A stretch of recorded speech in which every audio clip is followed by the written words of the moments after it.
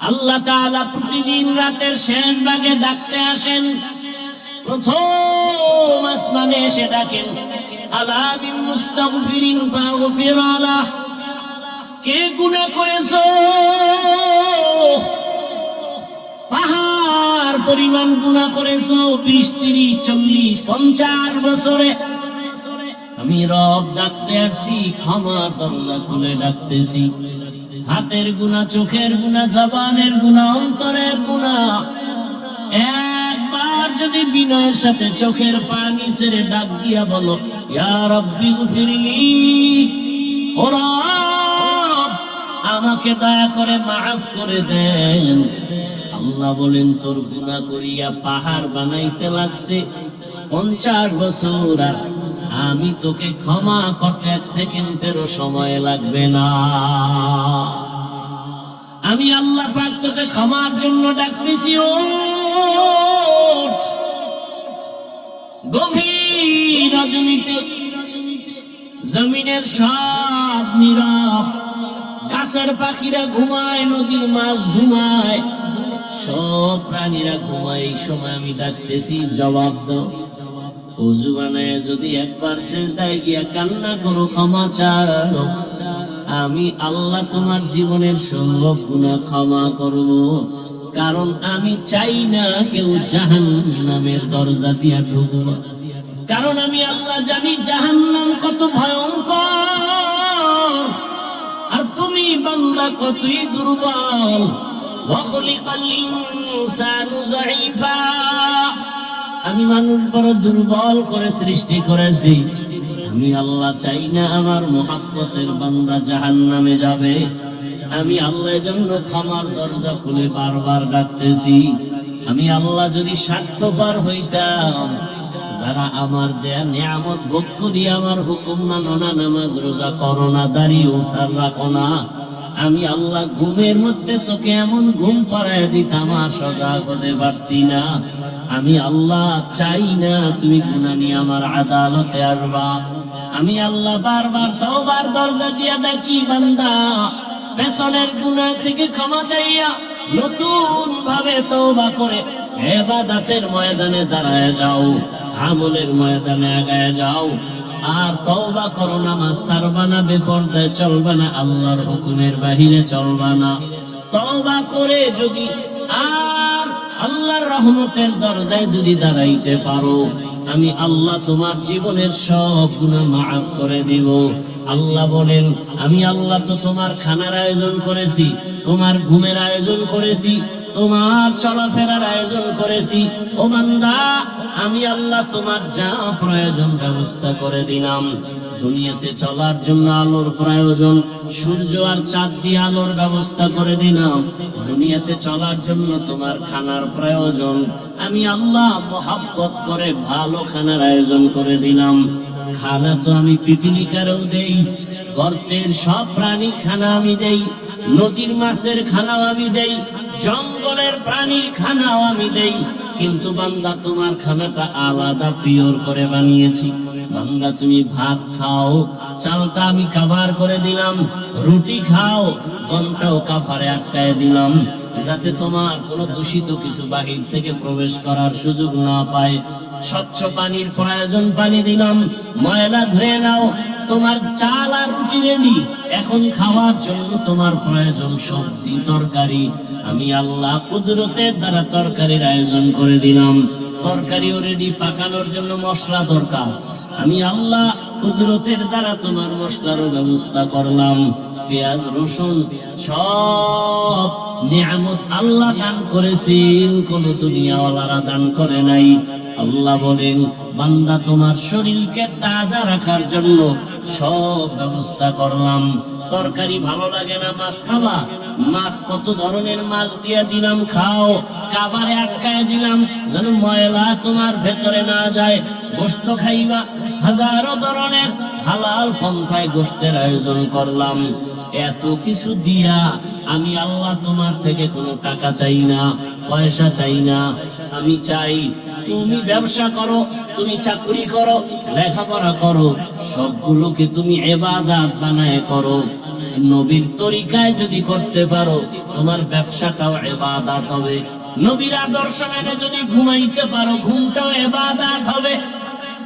وقال النبي صلى الله عليه وآله وسلم لا طاعة لمخلوق في معصية الخالق صدق الله مولانا العظيم وصدق رسوله النبي الأمي الكريم ونحن على ذلك من الشاهدين والشاكرين والذاكرين والحمد لله رب العالمين سبحانك لا علم لنا إلا ما علمتنا إنك أنت العليم الحكيم رب اشرح لي صدري ويسر لي أمري واحلل عقدة من لساني يفقه قولي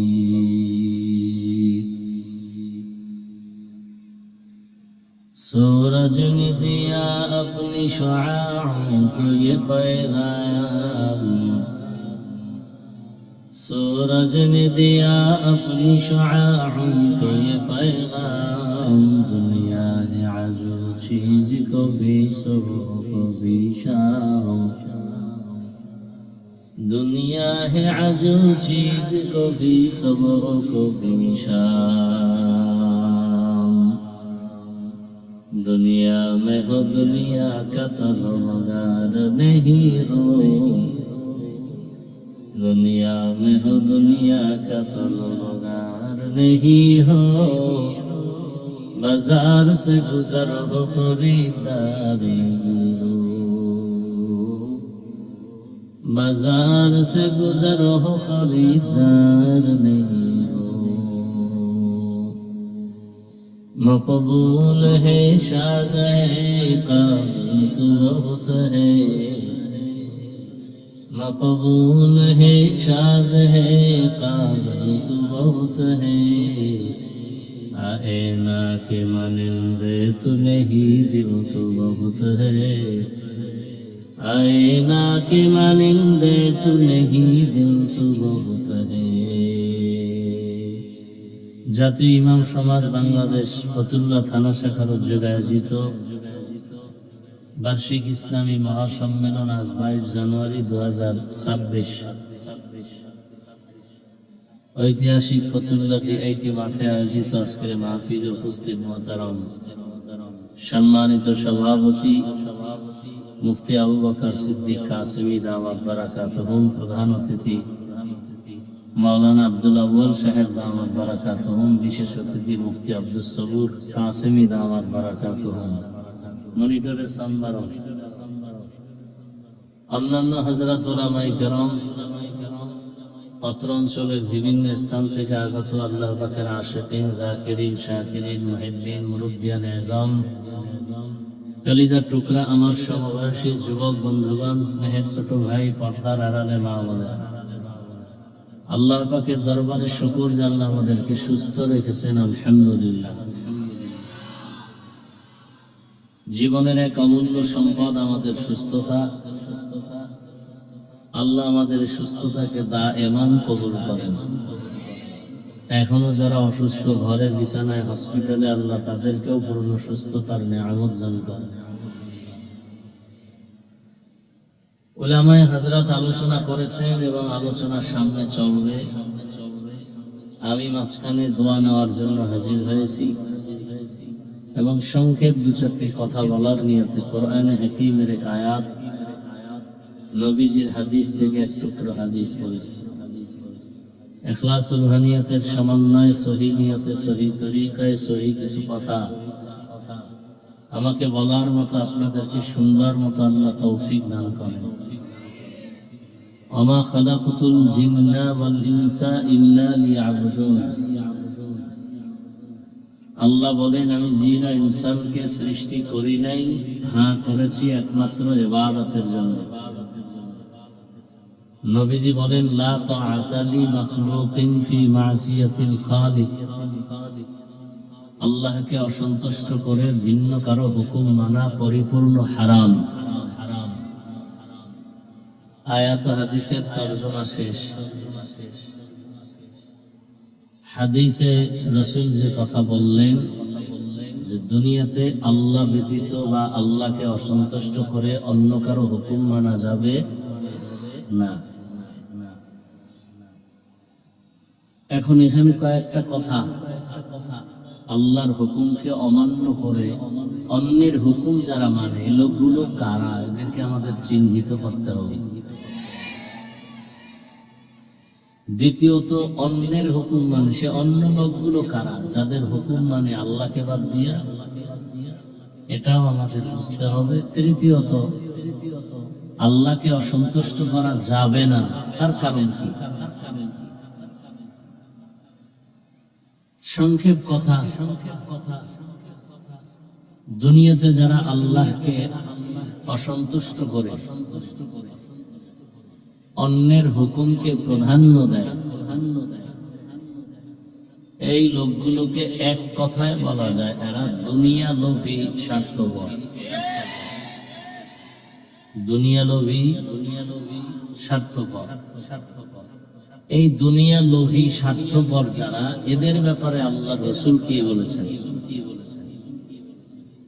قال النبي صلى الله عليه وآله وسلم حب الدنيا رأس كل خطيئة। দুনিয়ার লোভ, ভালোবাসা সব ধ্বংসের কারণ। সাউন্ডটা ডাউন হলো কেন? উপরে উঠো। দুনিয়ার লোভ সব ধ্বংসের কারণ। যত মানুষ দেখেন লাইনচ্যুত হয়ে গেছে সারা দুনিয়া, কিসের লোভে বলেন? জোরে বলেন। হযরতে আলী রাদিয়াল্লাহু তাআলা আনহু বলেন, আদ-দুনিয়া জিফাতুন ওয়া তুল্লাবুহা কিলাব, অথবা দুনিয়া জিফা ওয়া তালিবুহা কিলাব। হযরতে আলী এক সময় রাসূলের আপন লোক, চাচাতো ভাই, পরে সাহাবী, পরে জামাতা, যিনি 7 থেকে 12 বছরের মাঝখানে এসে রাসূলের হাতে হাত দিলেন। নবীজি কলিজা ভরে দোয়া করলেন, আনা দারুল হিকমা ওয়া আলিয়্যুম বাবুহা, আমি মুহাম্মদ ইলম হিকমতের ঘর, আর এই ইলম হিকমতের ঘরের দরওয়াজা আমার আলী। সে হযরত আলী রাদিয়াল্লাহু আনহু বলেন, দুনিয়া একটা মৃত জন্তুর মতো, এর পেছনে যারা দৌড়ায় এরা কুকুরের মতো। একটা গরু যদি মরে যায়, এগুলো খাওয়ার জন্য মূলত 3 শ্রেণীর প্রাণীরা পাগল করা হয়ে যায়। খুব খেয়াল করেন, মৃত জন্তু, চতুষ্পদ, এগুলো খাওয়ার জন্য কয় শ্রেণীর প্রাণীরা পাগল? শিয়াল, শকুন আর কুত্তা। শিয়াল, শকুন, কুত্তা। হযরত আলী শিয়ালের কথা না বললে দুনিয়াদারদেরকে কুকুরের সাথে তুলনা দিলেন, শকুনের সাথে না দিয়া। কারণ কি? এর কারণ হলো দুনিয়া লোভীরা যেই পরিমাণ দুনিয়া দুনিয়া করে পাগল পারা থাকে, অল টাইম, নামাজে দাঁড়াইলেও দুনিয়া, ঘুমের মধ্যেও দুনিয়া। এই লোকগুলো শিয়ালের মতো না, এই শকুনের মতো না। কিসের মতো? কুকুরের মতো। বলে কারণ শকুনে এই মৃত জন্তু দিনের বেলা খায়, রাতে রেস্ট নেয়। শিয়ালে বলেন না কেন? রাতে খায়, দিনে। কুত্তা দিনেও খায়, রাতেও খায়, অল টাইম পাগল। আর খায় কি? নিজে সব খেতে চায়, শেষে নিজে মোটেও পায় না। এই দুনিয়া দুনিয়া দুনিয়া যারা করে, এরা দিনেও খায় রাত্রেও খায়, ঘুমের মধ্যেও দুনিয়া, হাঁটতে চলতে সর্ব অবস্থায় দুনিয়া। শেষ পর্যন্ত এই দুনিয়া দুনিয়া কইরা আর ডানে বামের বন্ধুরা সব খায়, ও নিজে কিছুই পায় না। কি 10 তলা বিল্ডিং ওয়ালা বিল্ডিংই কামাই করলো বানাইয়া, এখন কলা পাতা বিছায় জঙ্গলে ঘুমায় কেন?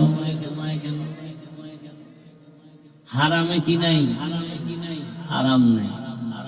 তাহলে দুনিয়া লোভীরাই আখিরাতের বিরুদ্ধে, ইসলামের বিরুদ্ধে, আল্লাহ রসুলের বিরুদ্ধে, কোরআনের বিরুদ্ধে অবস্থান নেয়। দুনিয়া লোভীরাই আহলে হকের বিরুদ্ধে চলে যায়, আলেমদের বিরুদ্ধে যায়। আবার আলেমরাও যে যদি লোভে পড়ে যায়, তারাও উল্টা পাল্টা হয়ে যাবে। এই লোভ 3 প্রকার। দুনিয়ার লোভ কত প্রকার? হুব্বে যা, হুব্বে মাল, হুব্বে নিসওয়ান। সম্মানের, চেয়ারের লোভ, ক্ষমতার লোভ। আর একটা হলো টাকা পয়সার লোভ, আর একটা হলো যৌবনের লোভ।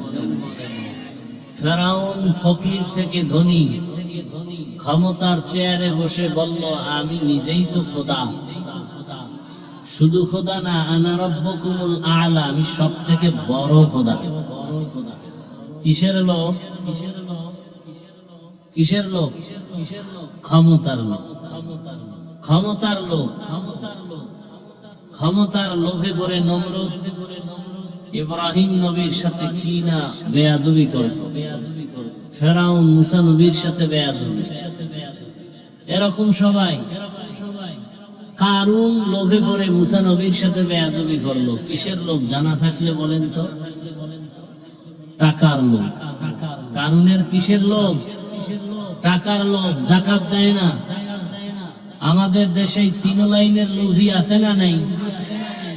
ক্ষমতার লোভে ইমামের উপরে হামলা, ক্ষমতার লোভে আলেমদের বিরুদ্ধে কথা। কি বলে হুজুরেরা আবার কেন রাজনীতি করে? মক্কার কাফের মুশরিকরা বলতো, মুহাম্মদ যদি নবী হয় তো বাজারে যায় কেন? নবীরা বাজারে যাবে না। কোরআন হাদিসে যা আছে, আল্লাহ যা করতে বলেছেন, আল্লাহর হুকুম অনুযায়ী করলেই সেটা ইবাদত, এবং সেটা করবে, এতে কোনো বাধা।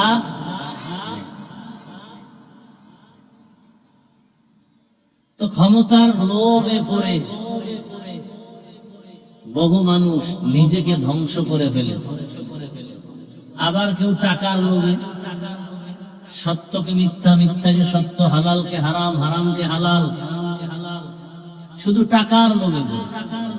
ভালো ভালো জিনিসকে 2 নাম্বার করে মিথ্যার আশ্রয় নিয়ে এরপরে বিক্রি করে। টাকার লোভ। কি বিক্রি করা মাল ফেরত নেওয়া হয় না, এই কথা যারা দোকানে লেখে, কিসের লোভ? কথা বলেন না কেন? টাকার লোভ। টাকার লোভে পড়ে একটা চায়ের দোকানওয়ালা চায়ের দোকান দেয় সুদের টাকায়।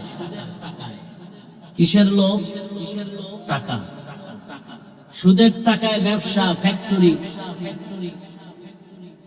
আবার আপনারা এদেরকে নিয়ে মাথায় তুলে ঢুকাইছেন এমন জায়গায়, পৃথিবীতে মসজিদ থেকে দামি কোন জায়গা আছে? আছে? সেই জায়গার সদস্য একটা সুদখোর হলো কেন? মসজিদের কমিটির মধ্যে সুদখোর আসলো কেন? যেই সুদখোর অল টাইম তার মা, আপন মায়ের সাথে জিনার গুনায় লিপ্ত, যেই সুদের সাথে জড়িত বান্দা, নামাজ, রোজা, হজ, যাকাত কিছুই কবুল হবে না, সে মসজিদের মতো জায়গার দায়িত্বে আসলো কিভাবে? এই জনগণের কারণে। জনগণ টাকার লোভে পড়ছে, আর এদেরকে টাকার লোভ দেখায় তারা আবার ক্ষমতার লোভ করে ক্ষমতা অপব্যবহার করে। কেমন লোভে পড়ছেন আপনারা? অপেক্ষায় আছেন আসবে কবে সে ভোটের আগের রাত, টাকায় সব বিক্রি হয়ে যাবেন পশুর দামে। পশুর দামে বিক্রি হলেও তো ভালো, বাজারে একটা ভালো মানের মুরগি কিনলে 800 থেকে 1000 টাকার প্রয়োজন। ভালো মানের একটা ছাগল কিনলে ফতুল্লায় 15 থেকে 20,000 টাকার প্রয়োজন। একটা গরু কিনলে কত? 1 লাখ। আর সোনার বাংলার আশরাফুল মখলুক আপনারা ভোটের আগের রাতে বিক্রি হবেন বাজার দরে 500 টাকায়। তার মানে আপনার দামটা ছাগলের সমানও নাই। কি বুঝলাম? যে আপনি ছাগলের থেকেও খারাপ, আপনি গরুর থেকেও খারাপ, আপনি শূকর থেকেও খারাপ, আপনি কুকুর থেকেও খারাপ। আপনি মানুষ না অমানুষ। আপনি কি অমানুষ? যেই চোরারা শ্বশুর বাড়ির থেকে যৌতুক খায়, ওরা আজীবন বউয়ের গোলাম হয়ে থাকে, কথা বলতে পারে না। নেতা ফেতা করে টাকা খাইয়া এরপরে এগো আল্লাহর ঘরের মধ্যে ঢুকানো হলো। ঢুকাইছে ভালো, মসজিদ মেরামত করবে, এরা ইমাম আলেমদের উপরে মাস্তানি করে। আর আপনারা তাকায় তাকায় মজা নেন না। এটা অমানুষের কাজ, মানুষের কাজ না। মানুষ কখনো টাকায় বিক্রি হয় না, টাকায় বিক্রি হয় পশু আর অমানুষ। আপনি ভোট দিবেন, ভালো কথা, যাকে মনে চায় দিবেন হিসাব করে। সেখানে টাকা নিবেন কেন? আপনাকে ভোট দিতে বলে কেন? ভোট দেওয়ার প্রয়োজন কি আপনার? হারাম খুরি করে ভোট দেওয়া লাভ কি? কিছুদিন পরে আবার দেখেন না, মাইয়ের উপরে হামলা, বউয়ের উপরে হামলা, চিল্লা চিল্লি করে, গাইবি আওয়াজ আসতেছে, 500 টাকায় সব কিনে ফেলেছি, চিল্লাও কেন? তোর মেয়ে, তোর স্ত্রীর ইজ্জত সব আমরা কিনে ফেলেছি। এজন্য জনগণ ভালো হলে নেতারাও ভালো হয়, জনগণ হারামি হলে নেতারাও হারামি হয়। জনগণ আগে হারাম পচা পায়খানা খাইয়া নেতাদেরকে শিখায়, তোমরাও আবার আমগো জায়গায় বসে আমাদেরটা খাইও। নেতার দোষ কি? চেয়ারম্যানের গালি দেন কেন? চেয়ারম্যান তো আগে হারাম খায় নাই, আপনারা খাইয়া ভোটের আগে তাকে শিখাইছেন। টাকার বিনিময়ে 1 নম্বরে যদি কেউ টাকা খেতে চান, আমার বয়ানে যে হেদায়েত তা তো না।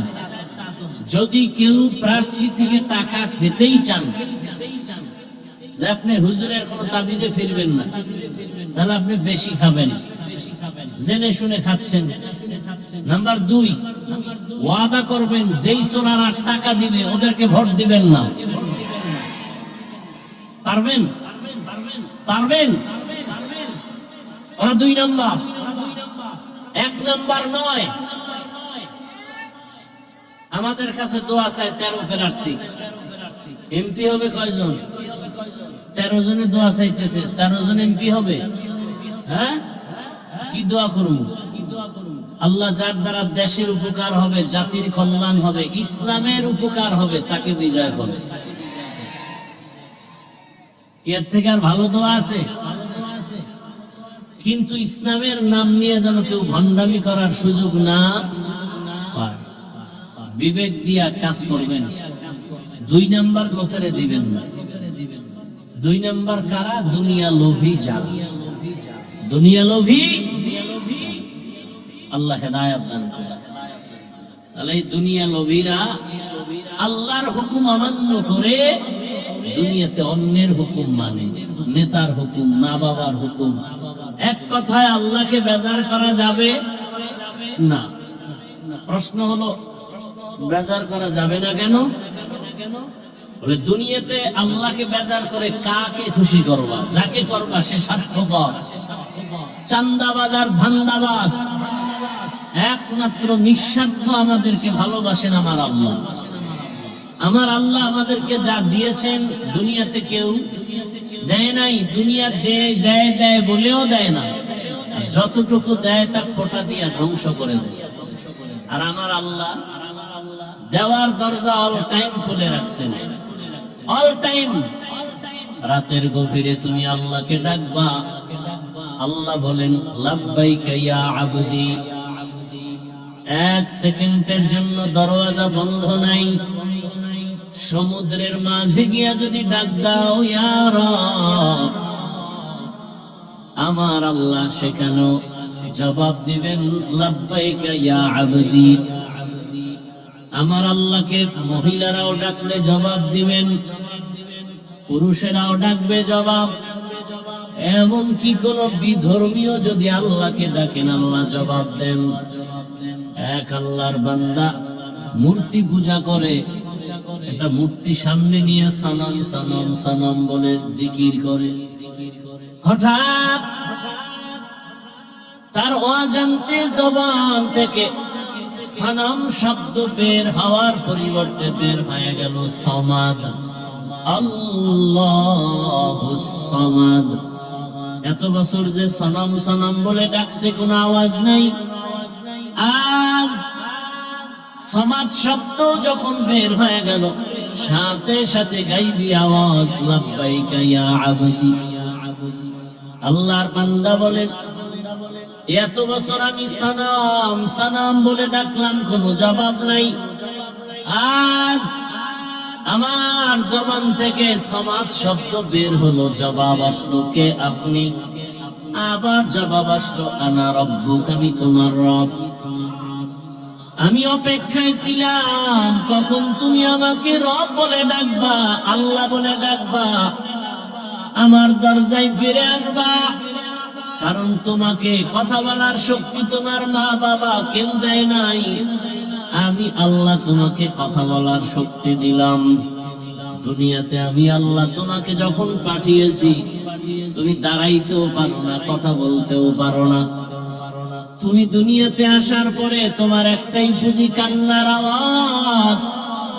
আর তোমার কান্নার আওয়াজ দিয়ে কখন কি তোমার প্রয়োজন, এই প্রয়োজনটা তোমার বাবাও বুঝে না, একমাত্র তোমার মা বুঝে। বুঝে সব আয়োজন করেছে। তুমি কান্না করেছো, বুঝাইতে চেয়েছো তোমার বড় ক্ষুধা লাগছে, মা তোমার কান্নার ভাষা বুঝে খানার আয়োজন করেছেন।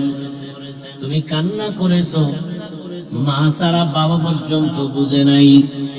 বাবাই বলে বাচ্চা কাঁদে কেন, খানা দেও। মা বলে 5 মিনিট আগে খানা দিয়েছি, আবার কেন খানা দিব? বাবাই বলে তো কান্না করে কেন? মা বলে এই কান্নাটা তার ঘুমের আগের কান্না, খানার কান্না না। ঘুম যাবে বিদায় বাচ্চা এখন কান্না করে।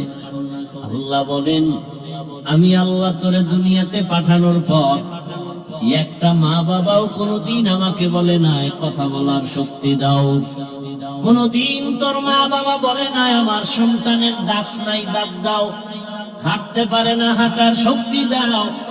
যখন যেটার প্রয়োজন আমি আল্লাহ চাওয়ার আগে সব ব্যবস্থা করে দিয়েছি। আমি আল্লাহ পাক সব কিছুর আয়োজন করেছি। তোরে হাঁটার শক্তি দিলাম, কথা বলার শক্তি দিলাম, দেখার শক্তি দিলাম। এখন তুই কচি কণ্ঠে আব্বু বলে ডাক দাও, বাবার কলিজা ঠান্ডা হয়। কচি কণ্ঠে তুই আম্মুকে আম্মু বলে ডাক দাও, মায়ের কলিজা ঠান্ডা হয়। আমি আল্লাহ বাধা দেই নাই। তুই মাকে মা বলে ডাকবি, বাধা নাই। বাবাকে বাবা বলে ডাকবি, বাধা নাই। কিন্তু তোর মা বাবা সামান্যতম তোমার খানা দানা, বস্ত্র, বাসস্থানের ব্যবস্থা করেছে। আর আমি আল্লাহ যে তোরে জিহ্বা নামের মেশিন দিয়া কথা বলার শক্তি দিলাম। আমি আল্লাহ অপেক্ষায় থাকি। মাকে ডাকো, বাবাকে ডাকো, মাঝে মাঝে আমি আল্লাহকে একবার আল্লাহ বলে ডাক দিবা। যদি একবার আল্লাহ বলে ডাক দেও, আমি আল্লাহ তোমার দিলের হালাত জানি, চাওয়ার আগেই সব ব্যবস্থা করে ফেলবো। আতিনা ভি দারে দুনিয়া না হাসান, আতিনা ফি দারে উকবা না হাসান, ইয়া গিয়াসাল মুস্তাগীসিন ইহদিনা ইফতিখারা বিল উলুমি ওয়াল গিনা। হর গরিদে নেক তু তৈয়ার হে, जो न मांगे उससे तू बेजार है। আল্লাহ তাআলা বলেন, আমাকে বেজার কেন করবি? দুনিয়াতে যে তোকে কিছু দেয় সব স্বার্থপর। তাকায়া দেখ, স্বার্থে আঘাত লাগার কারণে মা সন্তানকে মেরে ফেলেছে, আবার সন্তান মায়ের গায়ে হাত তুলে স্বার্থের কারণে। আর আমি আল্লাহ কেমন দয়ার মালিক, আমি আল্লাহ পাক এত মায়ার দরজা দিয়ে আমি তোকে আদর করি। আমি যদি সামান্যতম স্বার্থপর হইতাম, আমার দেওয়া পানি, আমার দেয়া সূর্যের আলো, চাঁদের আলো, আমার দেয়া জমিনের ফসল, গাছের ফল, নদীর মাছ খাও, আবার আমার দেওয়া নেয়ামত ভোগ করিয়া আমার হুকুম মতো নামাজে যাও না। ফজরে তোরে ডাক দিলাম, আয় মসজিদে গিয়ে হাজিরা দাও। মসজিদের হাজিরায় তোমাকে পাওয়া যায় নাই, আমি আল্লাহ বেজার না। আবার তোমাকে জোহরের হাজিরায় ডাক দেওয়া হলো, মুয়াজ্জিনের জোহরের হাজিরায় যাও নাই, আমি আল্লাহ তোমাকে আবার আসরে ডাক দেওয়ার ব্যবস্থা করলাম। আমি রাগ করি নাই, যদি আসরও আসতে পারো ফজর জোহরের সব গুনাহ মাফ করে দিব। বান্দা আসরও আসো নাই, আমি আল্লাহ রাগ না করে আবার মাগরিবে ডাকার আয়োজন করলাম। আসো নাই, এশায় ডাকলাম, সেখানেও হাজিরা দাও নাই। মুয়াজ্জিনের মাধ্যমে ডাকার পর, আলেম ওলামার ডাকার পরেও আসো নাই। এবার আমি আল্লাহ কেমন দয়ার মালিক, আমি আল্লাহ নিজে রেডি হয়ে গেলাম, আমি নিজেই তোমাকে ডাকার জন্য হাজির হব। আমি আল্লাহ নিজেই ডাকার জন্য রেডি। অতিও গভীর হয় রজনী যখন, নীরবে প্রভুর নাম জপিও তখন। প্রভুর করুণা যদি পাইবারে চাও, গভীর রাতে উঠে প্রভুর গুণগান গাও। আল্লাহ তাআলা প্রতিদিন রাতের শেষ ভাগে ডাকতে আসেন। প্রথম আসমানে এসে ডাকেন, আলা মিন মুস্তাগফিরিন ফাগফির আলাহ।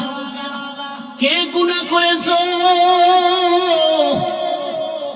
পাহাড় পরিমাণ গুনাহ করেছো, 20, 30, 40, 50 বছরে। আমি রব ডাকতে আসি, ক্ষমার দরজা খুলে ডাকতেছি। হাতের গুনাহ, চোখের গুনাহ, জবানের গুনাহ, অন্তরের গুনাহ। একবার যদি বিনয়ের সাথে চোখের পানি ছেড়ে ডাক দিয়া বলো, ইয়া রব্বি গফিরলি, ও রব আমাকে দয়া করে মাফ করে দেন। আল্লাহ বলেন, তোর গুনাহ করিয়া পাহাড় বানাইতে লাগছে 50 বছর, আমি তোকে ক্ষমা করতে 1 সেকেন্ডেরও সময় লাগবে না। আমি আল্লাহ পাক তোকে ক্ষমার জন্য ডাকতেছি। ওঠ, গভীর রজনীতে জমিনের সব নীরব, গাছের পাখিরা ঘুমায়, নদীর মাছ ঘুমায়, সব প্রাণীরা ঘুমায়। এই সময় আমি ডাকতেছি, জবাব দাও। ওযু বানায় যদি একবার সিজদায় গিয়া কান্না করো, ক্ষমা চাও, আমি আল্লাহ তোমার জীবনের সব গুনাহ ক্ষমা করব। কারণ আমি চাই না কেউ জাহান্নামের দরজা দিয়া ঢুকবে। কারণ আমি আল্লাহ জানি জাহান্নাম কত ভয়ঙ্কর, আর তুমি বান্দা কতই দুর্বল। ওয়াখলিকাল ইনসানু যায়ীফা, আমি মানুষ বড় দুর্বল করে সৃষ্টি করেছি। আমি আল্লাহ চাই না আমার মুহাব্বতের বান্দা জাহান্নামে যাবে। আমি আল্লাহর জন্য ক্ষমার দরজা খুলে বারবার ডাকতেছি। আমি আল্লাহ যদি স্বার্থপর হইতাম, যারা আমার দেয়া নিয়ামত ভোগ করি, আমার হুকুম মানো না, নামাজ রোজা করো না, দাড়ি ওছার রাখো না, আমি আল্লাহ ঘুমের মধ্যে তোকে এমন ঘুম পাড়ায় দিতাম, আর সজাগ হতে পারতি না। আমি আল্লাহ চাই না তুমি গুনাহ নিয়ে আমার আদালতে আসবা। আমি আল্লাহ বারবার তওবার দরজা দিয়া ডাকি, বান্দা পেছনের গুনাহ থেকে ক্ষমা চাইয়া নতুন ভাবে তওবা করে ইবাদতের ময়দানে দাঁড়ায় যাও, আমলের ময়দানে আগায় যাও। আর তওবা করো, নামাজ ছাড়বা না, বেপরদায় চলবা না, আল্লাহর হুকুমের বাহিরে চলবা না। তওবা করে যদি আর আল্লাহর রহমতের দরজায় যদি দাঁড়াইতে পারো, আমি আল্লাহ তোমার জীবনের সব গুনাহ মাফ করে দিব। আল্লাহ বলেন, আমি আল্লাহ তো তোমার খানার আয়োজন করেছি, তোমার ঘুমের আয়োজন করেছি, তোমার চলাফেরার আয়োজন করেছি। ও বান্দা, আমি আল্লাহ তোমার যা প্রয়োজন ব্যবস্থা করে দিলাম। দুনিয়াতে চলার জন্য আলোর প্রয়োজন, সূর্য আর চাঁদ দিয়ে আলোর ব্যবস্থা করে দিলাম। দুনিয়াতে চলার জন্য তোমার খানার প্রয়োজন, আমি আল্লাহ মোহাব্বত করে ভালো খানার আয়োজন করে দিলাম। খানা তো আমি পিপিলিকারও দেই, গর্তের সব প্রাণীর খানা আমি দেই, নদীর মাছের খানাও আমি দেই, জঙ্গলের প্রাণীর খানাও আমি দেই। কিন্তু বান্দা, তোমার খানাটা আলাদা পিওর করে বানিয়েছি। বান্দা, তুমি ভাত খাও, চালটা আমি কাবার করে দিলাম, রুটি খাও, গমটাও কাভারে আটকায় দিলাম, যাতে তোমার কোনো দূষিত কিছু বাহির থেকে প্রবেশ করার সুযোগ না পায়। স্বচ্ছ পানির প্রয়োজন, পানি দিলাম, ময়লা ধুয়ে নাও। তোমার চাল আর রুটি রেডি, এখন খাওয়ার জন্য তোমার প্রয়োজন সবজি তরকারি। আমি আল্লাহ কুদরতের দ্বারা তরকারির আয়োজন করে দিলাম, তরকারিও রেডি, পাকানোর জন্য মশলা দরকার। আমি আল্লাহ কুদরতের দ্বারা তোমার মশলারও ব্যবস্থা করলাম। পেঁয়াজ রসুন সব নিয়ামত আল্লাহ দান করেছেন, কোন দুনিয়াওয়ালারা দান করে নাই। আল্লাহ বলেন, বান্দা, তোমার শরীরকে তাজা রাখার জন্য সব ব্যবস্থা করলাম। তরকারি ভালো লাগে না, মাছ খাবা, মাছ কত ধরনের মাছ দিয়ে দিলাম, খাও। কাবারে আটকায় দিলাম যেন ময়লা তোমার ভেতরে না যায়।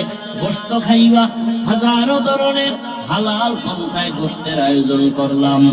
এত কিছু দিয়া আমি আল্লাহ তোমার থেকে কোনো টাকা চাই না, পয়সা চাই না। আমি চাই তুমি ব্যবসা করো, তুমি চাকরি করো, লেখাপড়া করো, সবগুলোকে তুমি ইবাদত বানায় করো। নবীর তরিকায় যদি করতে পারো, তোমার ব্যবসাটাও ইবাদত হবে। নবীর আদর্শ মেনে যদি ঘুমাইতে পারো, ঘুমটাও ইবাদত হবে।